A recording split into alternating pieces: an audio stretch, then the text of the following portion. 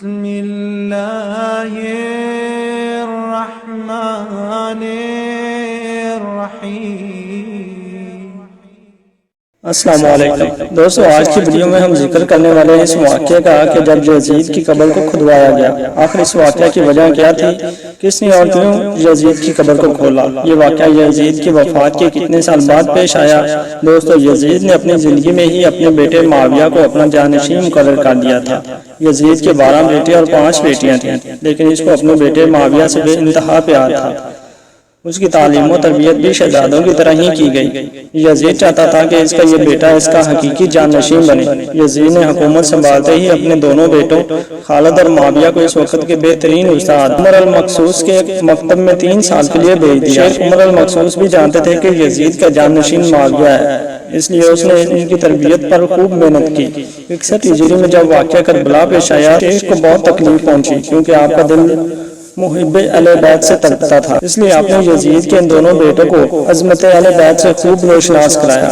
ایک طرف کربلا کا واقعہ پیش آیا اور جگہ جگہ یزید کے خلاف بغاوت اٹھنے لگی۔ دوسری طرف معاویہ جو یزید کا جانشین تھا، اس کی تربیت ایک سچے عاشق رسول کر رہے تھے۔ واقعہ کربلا کے تیسرے سال 683 عیسوی میں یزید عبرتناک موت سے دوچار ہوا تو معاویہ ابن یزید 20 سال کی عمر میں تخت نشین ہوا۔ جیسے ہی معاویہ ابن یزید تخت نشین ہوا تو اساد محترم کی محنت رنگ لانے لگی۔ اس نے آتے ہی واقعہ کربلا کی تحقیقات کی اور محض 40ویں دن لوگوں کو اپنی بیعت سے آزاد کر دیا۔ بعض روایات میں معاویہ بن یزید نے 3 ماہ تک حکومت کی۔ 20 سال کی عمر جوانی کا ایسا دور ہے کہ جب انسانی خواہشات کی منہ زوری عروج پر ہوتی ہے۔ یزید کا جانشین ہونا اور پوری اسلامی مملکت پر حکمرانی کرنا اپنی تمام جائز و ناجائز خواہشات کو پورا کرنے کے لیے بہترین موقع تھا۔ لیکن معاویہ بن یزید نے تخت پر بیٹھتے ہی واقعہ کربلا کی تحقیقات کی اور حالات کا بہت باریک بینی سے جائزہ لیا۔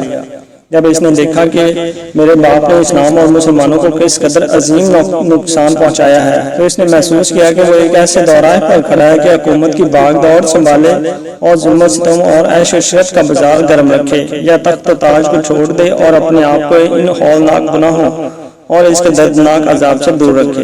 بالآخر اس نے فیصلہ کر ہی لیا۔ اس کا فیصلہ ان سچی تعلیم اور اس ایمان کے طفیل ہی ممکن ہوا جو اس کے رغبے میں شامل ہو چکا تھا۔ اس نے ایک عزم راست کے ساتھ حکومت کے عہدیداروں کو اور عوام کو مسجد میں جمع کیا اور پھر منبر پر جا بیٹھا۔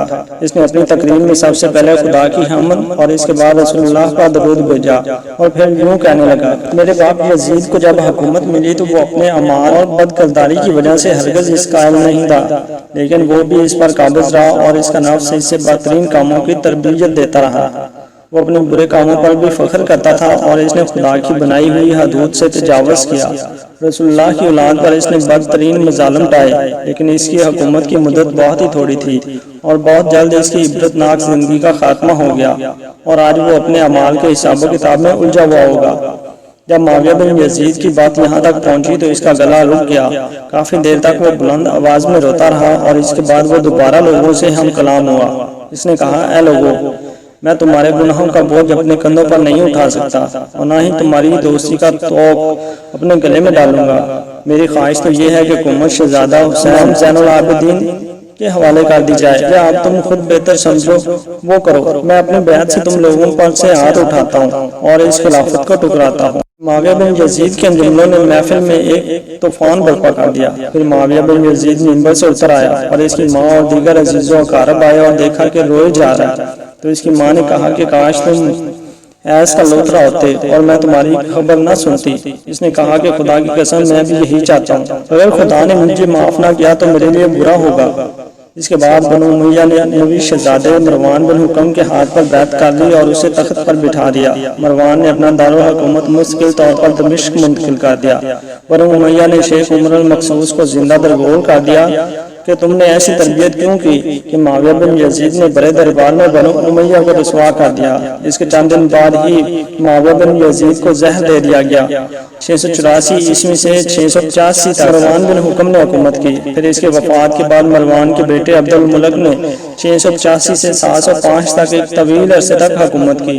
پھر 705 عیسوی سے 715 تک عبد الملک کے بیٹے ولید نے حکومت کی۔ اس کے دور میں سندھ، اندلس اور دیگر بہت سی ریاستیں فتح ہوئیں۔ اس کے دور میں شہزادہ حضرت امام زین العابدین کو زہر دیا گیا۔ 715 سے 717 تک ولید بن عبد الملک کے بھائی سلیمان بن عبد الملک نے حکومت کی اور 717 میں عمر بن عبد العزیز معجزانہ طور پر تخت نشین ہوئے، لیکن ان کو بھی زہر دے دیا گیا۔ 720 سے 724 تک ولید بن عبد الملک اور سلیمان بن عبد الملک کے بھائی یزید بن عبد الملک نے حکومت کی باغ دوڑ سنبھالے رکھی۔ اس کے بعد ہشام بن عبد الملک، ولید بن یزید اور یزید بن ولید، ابراہیم بن ولید اور مروان بن محمد نے بالترتیب حکومت کی اور 750 عیسوی میں بنو امیہ کی حکومت کا تخت بنو عباس نے الٹ دیا۔ بنو امیہ کا آخری حکمران مروان ثانی ایک انتہائی سست اور ڈرپوک حکمران تھا، جس نے ابو مسلم خراسانی کے ہاتھوں شکست کھائی اور یوں بنو عباس کی حکمرانی شروع ہوئی۔ تاریخی کتابوں میں درج ہے کہ ابو مسلم خراسانی نے بنو عباس کے ابو جعفر المنصور اور ان کے بھائی ابو عباس الصفاح کو حکمرانی سونپ دی۔ اس طرح بنو عباس کے پہلے حکمران ابو العباس نے آتے ہی بنو امیہ کا نام نشان مٹانے کی قسم کھائی، بہت سے لوگوں کو قتل کر دیا اور کربلا کے واقعہ میں ملوث تمام کرداروں کی قبریں تک کھود دیں گی۔ اسی طرح بنو عباس کے حکمران ابو العباس افلا نے یزید کی قبر کو بھی کھدوایا اور یہ کام اس نے اپنی نگرانی میں کروایا۔ وہ چاہتا تھا کہ یزید کو قبر سے نکالے اور اس کی لاش کو سولی پر لٹکائے۔ چنانچہ یزید کی وفات کے 65 سال بعد اس کی قبر کو اس وقت کے حکمران ابو جعفر اور ابو عباس کی نگرانی میں کھدوایا گیا، لیکن جب قبر کو کھولا گیا تو یہ دیکھ کر سب حیران رہ گئے، جس میں لکڑیوں کی راکھ، بدصورت کتے اور ایک اژدھے کے سوا کچھ نہ تھا۔